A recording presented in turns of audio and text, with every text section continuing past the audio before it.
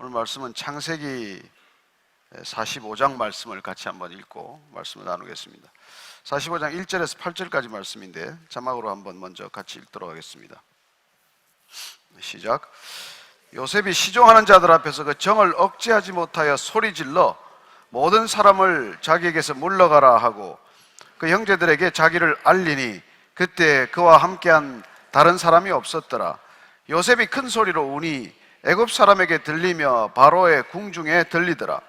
요셉이 그 형들에게 이르되 나는 요셉이라. 내 아버지께서 아직 살아계시니까.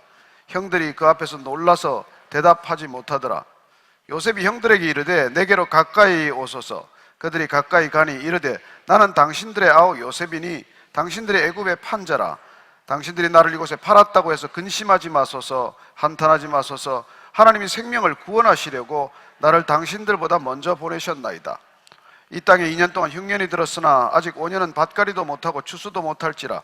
하나님이 큰 구원으로 당신들의 생명을 보존하고 당신들의 후손을 세상에 두시려고 나를 당신들보다 먼저 보내셨나니 그런즉 나를 이리로 보낸 이는 당신들이 아니요 하나님이시라.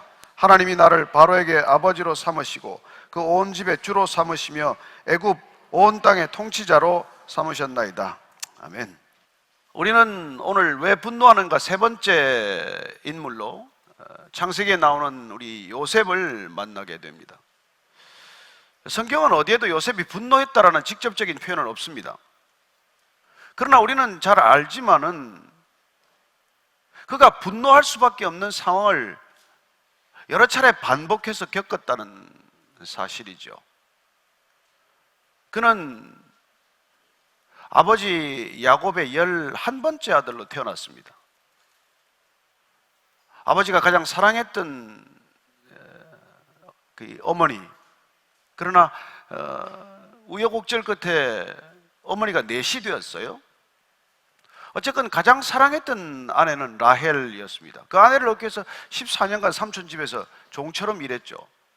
그렇게 어렵사리 아내를 얻었고 어렵사리 그 아내와의 사이에 11번째로 아들을 얻었는데 이 아들이 너무 사랑스러웠던 게 문제죠.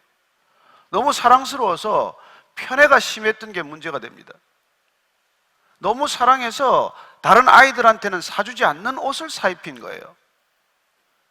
채색 옷을 입혔다고 되어 있지만 요새 말로 하면은 브랜드 아니겠습니까? 비싼 옷을 입힌 거죠. 나머지 위로 10형들이 어떻게 되겠습니까? 속이 뒤집히겠죠. 마음이 속이 상하지 않겠습니까? 그러니까 사실은 요셉 때문에 위로 10형들이 어쩌면 자주 분노하는 일이 생긴 것이죠. 그렇게 분노할 뿐만 아니라 동생이 또 이렇게 입이 발라가지고 정직한 성품이어서 형들의 거짓말이라든지 이런 것을 아버지께 또 이렇게 어린 나이에는 일러 바치게 되는 것이죠. 그러니 더 형들에게 눈에 가시가 되고 미움 털이 박히지 않겠습니까? 그래요. 10명 형들이 한 마음이 돼서 한 통속이 되어서 이 11번째 태어난 요셉이 없어졌으면 좋겠다는 생각을 하게 된 거예요.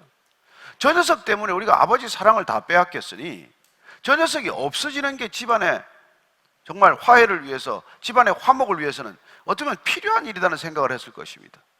그러다가 드디어 그런 날이 왔어요. 그 동생을 죽이고자 하는 그런 엄청난 음모가 진행이 된 것입니다. 죽을 뻔했어요. 물 없는 구덩이에 빠뜨려서 어쩌면 그대로 내버려두고 갔다면 죽었을 것입니다. 그러나 구덩이에서 건져 올려서 팔아버렸어요. 아라비아 대상들에게. 팔려간 이 요셉이 어디로 팔려갔을까요? 다 아시는 대로 애굽의 바로, 그 바로의 경호대장 보디발의 집에 노예로 팔려간 것입니다. 물론 형들이 먼저 분노한 때문에 그 형들이 분노를 어쩌지 못해서 동생을 죽일 뻔하다가 그 동생을 팔아버렸어요. 노예로 팔아먹은 것입니다. 그렇게 팔려간 동생 입장에서는 얼마나 분노할 수밖에 없습니까? 저와 여러분이라면 일생 분노에 사로잡혀 살지 않겠습니까? 근데 이상하게 성경은 요셉이 분노했다라는 표현이 없어요. 그리고 그런 보디발의 집에서 열심히 그 집에서 일을 한 관계로 그는 그 집의 모든 가정 일을 총괄적으로 책임지는 집사가 된 거예요. 가정 총무가 되었다고 되어 있습니다. 그리고 그는 보디발의 신임을 얻는 관계가 된 것이죠. 자, 그럼 보디발이 그를 전권을 책임지게 하는, 가사지만은 모든 일들을 다 책임지게 하는 자리에 두려면 요셉이 어떤 얼굴이었고 어떤 태도였기 때문에 그게 가능했겠습니까? 늘 얼굴에 분노가 가득 차 있는 얼굴이라면 그런 관계가 되겠어요? 늘 화가 나 있는 사람이라면 어떻게 신뢰관계가 형성이 되겠습니까? 어떻게 보면 이 요셉이 늘 웃는 얼굴이었고 밝은 얼굴이었고, 그리고 사람들에게 늘 신뢰감을 주는, 믿음을 주는 얼굴이었기 때문에 보디발이 전적으로 그를 신뢰하고 그에게 모든 책임을 맡긴 것 아니겠습니까? 어떻게 해서 그러면 요셉은 누구나 분노할 수밖에 없는 상황인데도 불구하고 그 분노를 어떻게 이겨냈나는 거예요. 여러분들이 아마 분노했다면, 제가 분노했다면 그 보디발의 집에서 견뎌낼 수 있겠습니까? 어쩌면 탈출을 꿈꾸다가, 탈출하려다가 또 붙들려가지고 죽도록 얻어맞거나, 탈출하려다가 목숨을 잃어버렸거나 그러지 않았겠어요? 다행히 탈출했다고 칩시다. 다행히 탈출했다고 치더라도 그러면 그 집까지 오는 과정에 무슨 일이 있었겠어요? 집에 온들 그 형을 어떻게 하겠습니까? 아니 와서 또 뭐 애굽에서 무예 실력을 좀 길러서 한 사람씩 형들을 처단한다고 칩시다. 그 집에 무슨 일이 일어나겠습니까? 어쨌건 요셉은 분노할 수밖에 없는 상황임에도 불구하고 그는 분노에 묶이지 않고, 분노에 사로잡히지 않고, 분노의 종이 되지 않고, 그는 오히려 이 상황 가운데서 상황을 역전시키는 놀라운 그런 삶의 자세와 태도를 보인다는 것입니다. 성경은 결코 그가 분노했다고 기록하지 않지만, 여러분 기록하지 않았다고 해서 그가 분노하지 않았다 이렇게 우리가 일단 뭐 이렇게 쉽게 상정해서는 안 됩니다.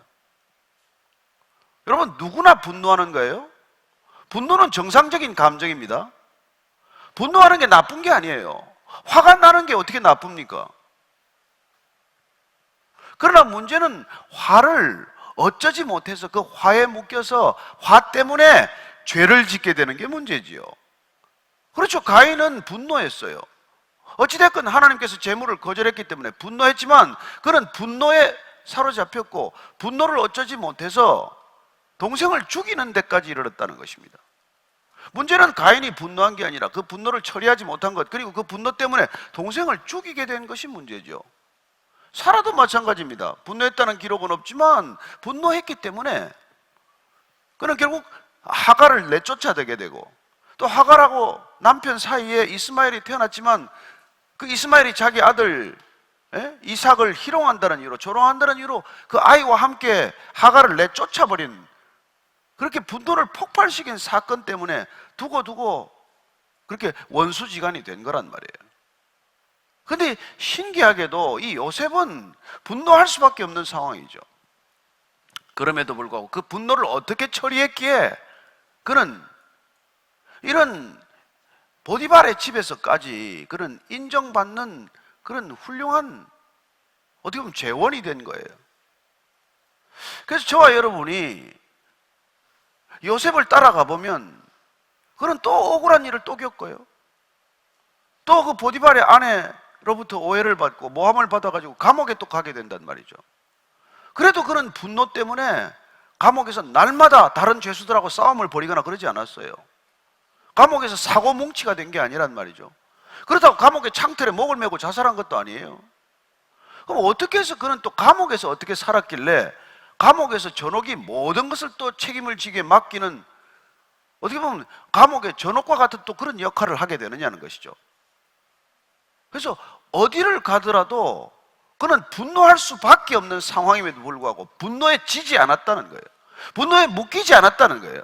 분노에 사로잡히지 않았다는 것입니다. 저는 이 점을 오늘 우리가 좀 배우자는 것이죠.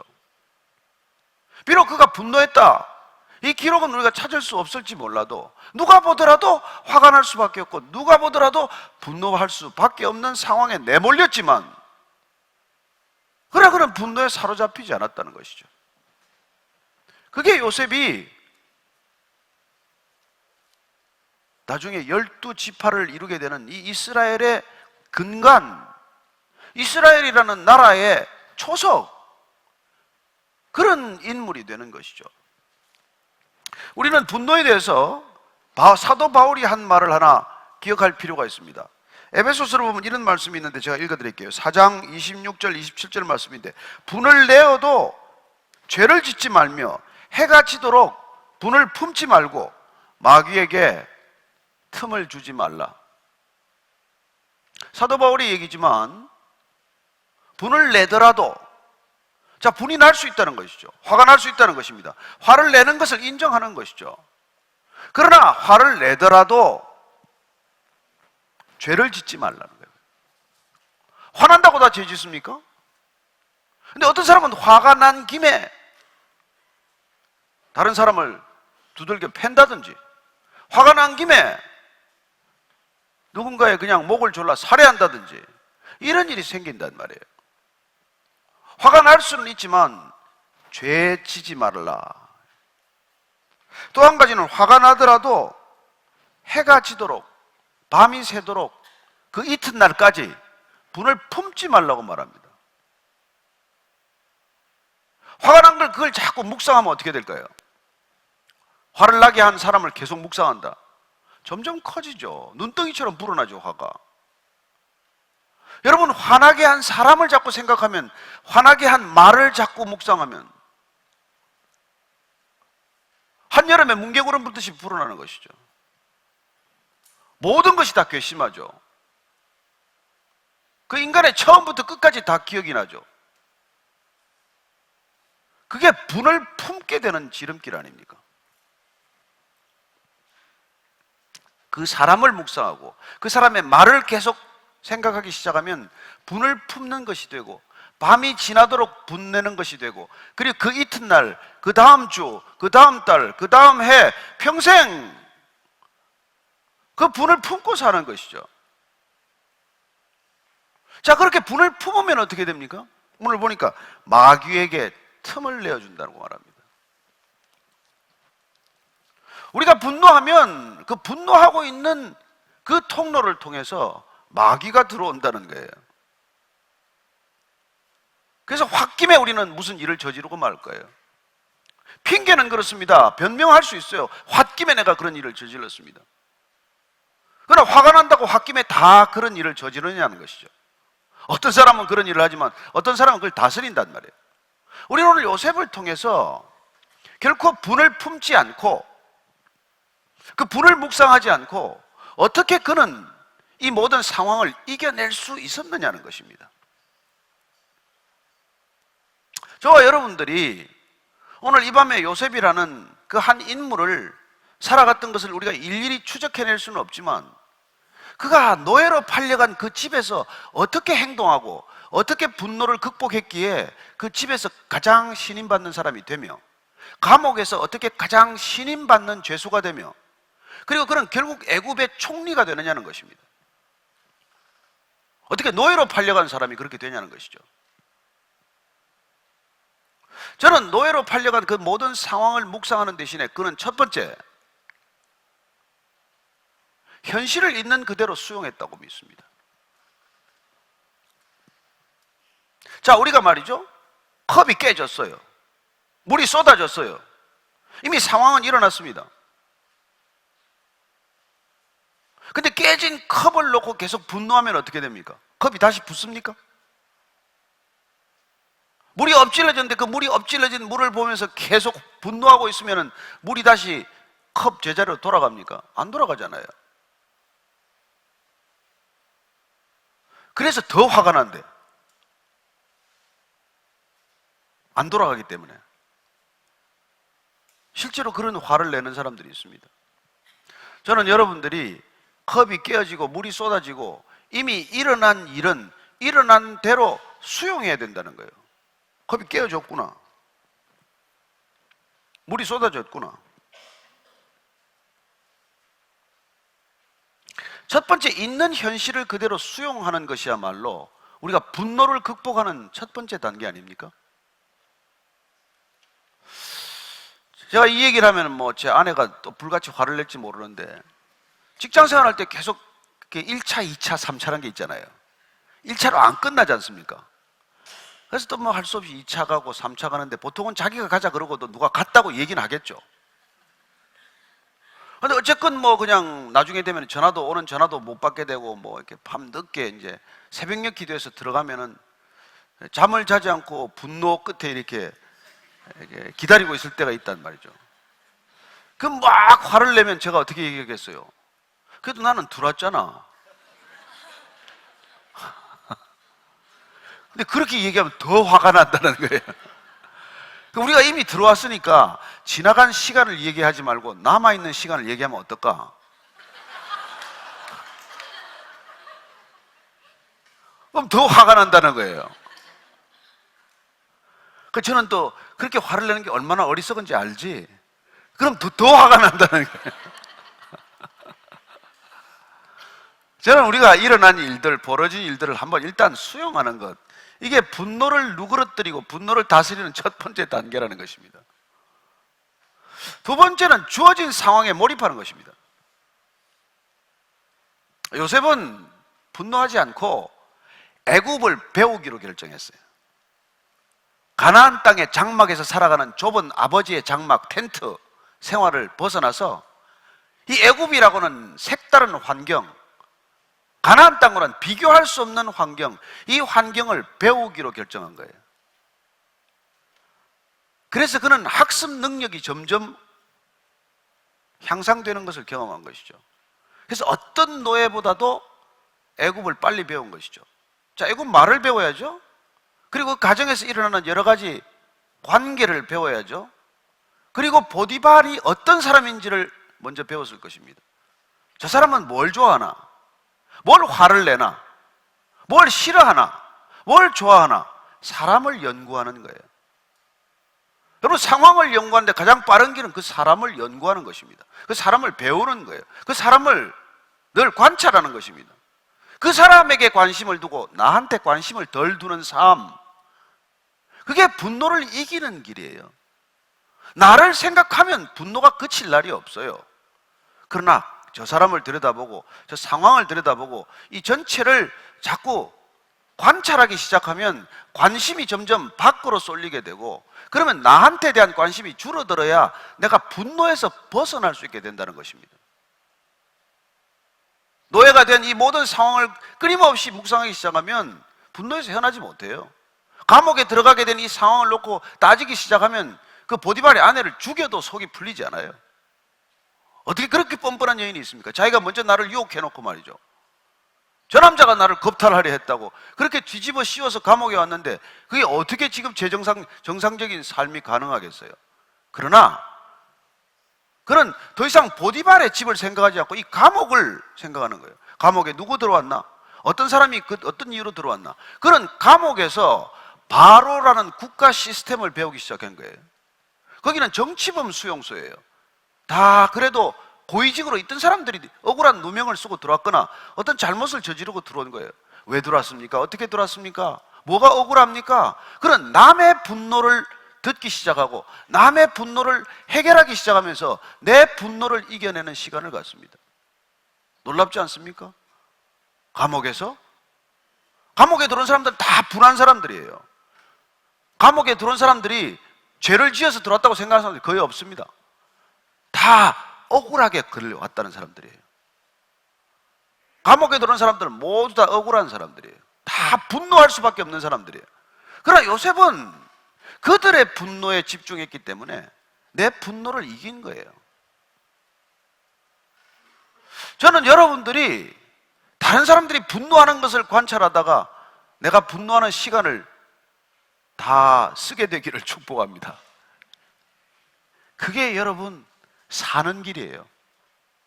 그래서 요셉 때문에 그 감옥의 분노 지수가 점점 내려가는 거예요.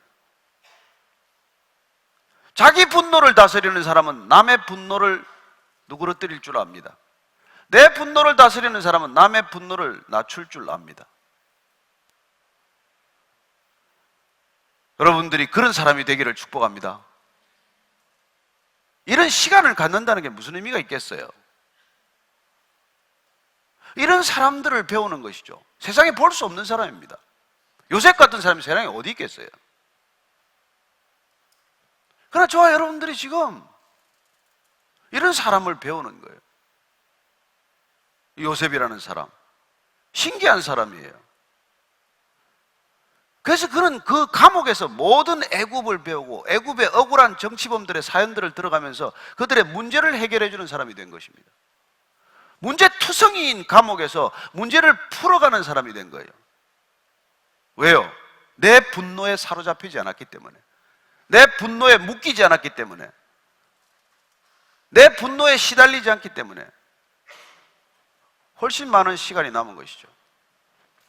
셋째는 무엇일까요? 그는 이 모든 사건들이 하나님의 섭리 안에 있다, 하나님의 사건이다 하는 하나님의 관점에서 이 일을 들여다보기 시작합니다. 그래서 총리가 된 어느 날 2년 동안 가나안 땅에 흉년이 들어서 양식이 끊어졌기 때문에 형들 10명이 양식을 구하러 왔어요. 요셉은 보면 금방 알죠. 그러나 그는 형들을 금방 반갑게 맞아주지 않습니다. 왜요? 속에서 끓어오르니까. 저는 가라앉았던 그의 분노가 잠시 고개를 쳐들었다고 믿습니다. 형들을 보는 순간 측은한 마음도 있지만 분노의 저 밑바닥에 가라앉아 있던 것들이 휙 한번 올라오는 것을 경험했을 거예요. 그는 단번에 형님들을 알아본 척 하지 않습니다. 그는 그들을 다루기 시작합니다. 분노해서 다룬 게 아니에요. 분노가 해결되었기 때문에 다루는 것입니다. 용서했기 때문에 그냥 넘어가지 않습니다.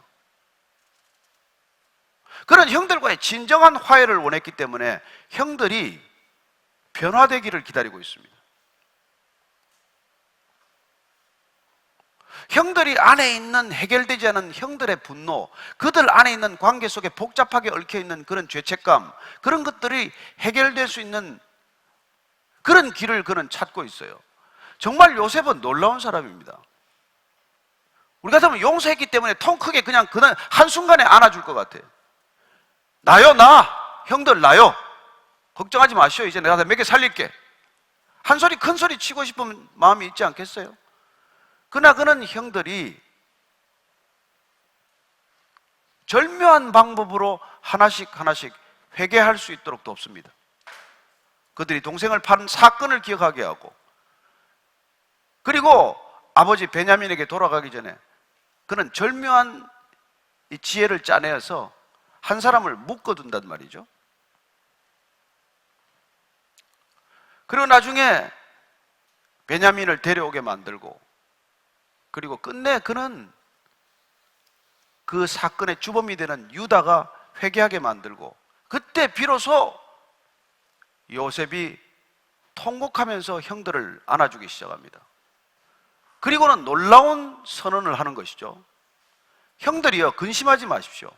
걱정하지 마십시오. 하나님께서 나를 여러분들보다 먼저 보냈습니다. 왜요? 이 기근의 때를 대비해서 우리 가족 전체를 살리기 위해서. 어떻게 그런 말이 가능해요? 그래요. 그런 인생을 살아오면서 지금 이 시점에서 돌아본 즉 하나님께서 모든 일을 주관하셨고 섭리하셨고 하나님께서 인도하셨고 하나님께서 사건을 허락하셨다는 것을 깨달은 것이죠. 우리가 분노할 수밖에 없는 이 모든 사건들조차도 하나님께서 허락하셔야 일어나는 사건이다, 이걸 깨달은 것이죠. 개인적으로 나는 분노에 사로잡혀서 어쩔 줄을 모르지만, 그러나 이 분노의 사건조차도 하나님께서 큰 그림에서 보면 계획하신 어떤 그 큰 계획 속에서 일어나고 있고 진행되고 있는 사건이라는 것을 알게 됩니다.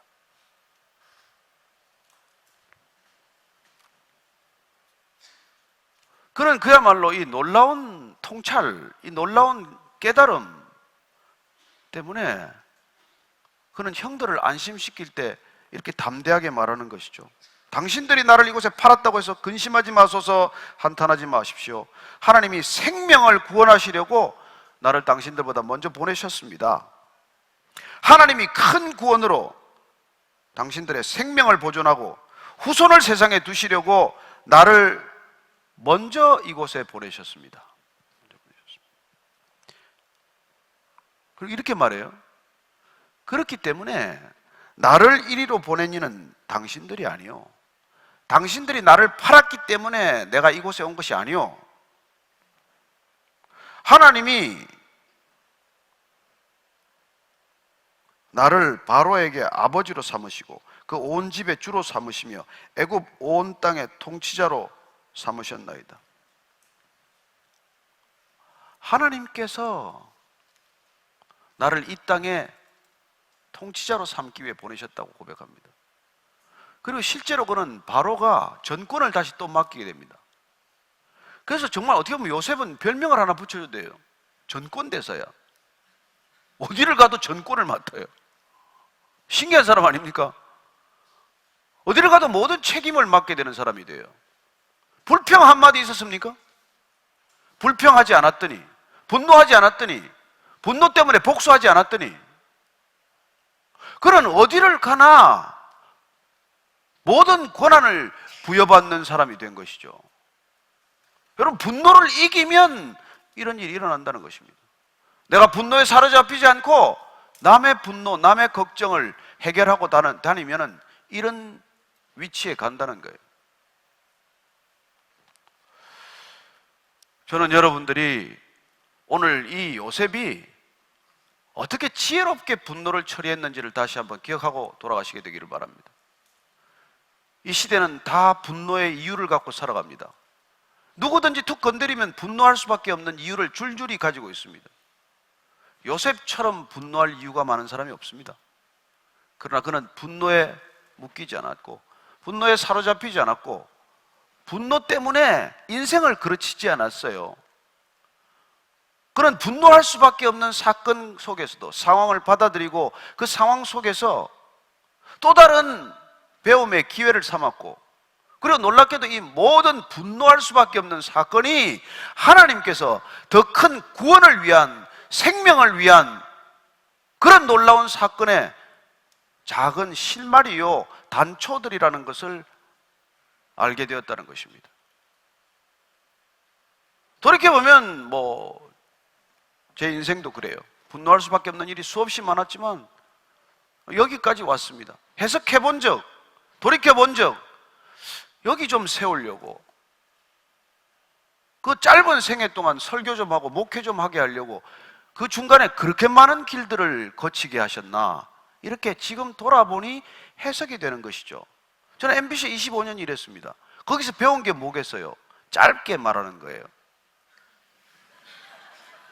알아듣게 얘기하는 거예요. 아무리 복잡한 사안도 1분 20초에 얘기해야 돼. 그래서 저는 트위터 쓰는 게 너무 쉬워요.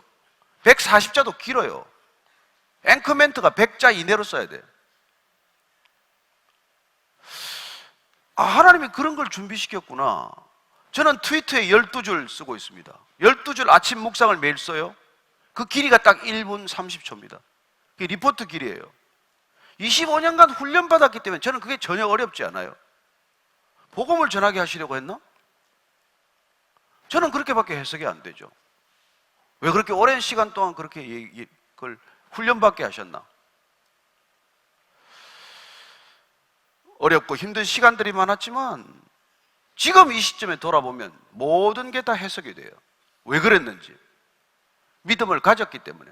하나님의 관점에서 보니까, 하나님의 사건으로 해석하니까 어느 것도 해석되지 않는 게 없어요. 저는 여러분들의 인생이 그렇게 해석되기를 축복합니다. 여러분, 인생이 해석되면 기운이 나요. 힘이 나요. 할만해요. 또 다음 단계로 가는 게 두렵지 않아요. 새로운 시도를 하는 것, 새로운 도전을 하는 것, 그런 게 두렵지 않아요. 그런데 방해가 반드시 있지만 그 방해꾼들이 힘들게 하지 않아요. 그 방해 때문에 분노하지 않아요. 여러분, 이게 장애물이냐 디딤돌이냐는 내가 결정하는 거예요. 딛고 올랐으면 디딤돌이요, 걸려 넘어지면 장애물이요. 저는 여러분들이 분노 때문에 먼저 걸려 넘어져서 하나님께서 디딤돌로 둔 것을 장애물로 착각하지 않게 되길 바랍니다. 우리가 그런 인생을 살아야 되지 않겠습니까? 긴 시간도 아닌데. 그리고 이 짧은 시간 동안 그 모든 것들이 뭘로 연결돼야 돼요? 생명으로 연결이 돼야 돼요. 사람 살리는 걸로 연결이 돼야 돼요. 분노를 참고 있는 것도, 분노를 다스리는 것도, 분노를 극복하는 것도, 이게 사람 살리는 일과 결정이 돼야 된단 말이에요. 수많은 사람들이 분노를 사람 죽이는 일로 연결시키고 있어요. 그래서 다 죽게 생겼어요.